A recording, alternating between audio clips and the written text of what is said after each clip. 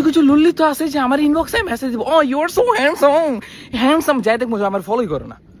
What the hell is that? তুই আমার follow কেন করস না ভাই? তোর কি টিয়া পয়সা খরচ হইতাছে আমার ফলো দিলে?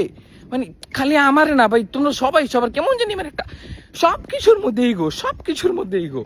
আমার কাছে কেন জানি মনে হয় যদি ফেসবুকে অথবা ইনস্টাগ্রামে ফলো দেওয়ার জন্য 1 পয়সা পরিমাণ খরচ করা হইতো তাহলে কোনো ইনফ্লুয়েন্সারের কোনো ফলোয়ার থাকতো না ভাই। আর কিছু কিছু লুল্লি তো আছে যে ফলো দিয়ে আবার আনফলো করে দেয়। আরে ভাই, আজকালকার যুগে মানুষের টাকা ধার দিয়ে টাকা ফেরত পায় না, আর তুই ফলো দেবার ফলো ফেরত লয়ে যাস দিলে।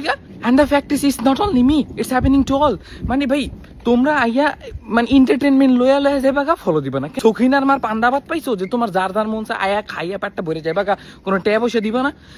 ভাই ভিডিও দেখতেছিস ভাই, মজা লইতেছিস তো ফলোটা দে।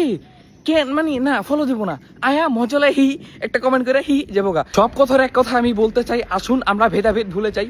আমরা সাদা চামড়া কালা চামড়া ভুলে যাই। আমরা নারী পুরুষ সব ভেদাভেদ ভুলে গিয়ে আমরা একে অপরকে ফলো করি। ফলো দিয়ে পাশা থাকলে পাশা পাবেন, এই স্লোগানটা মনে রেখে আমরা কাজ করি। আসুন আমাদের দলে।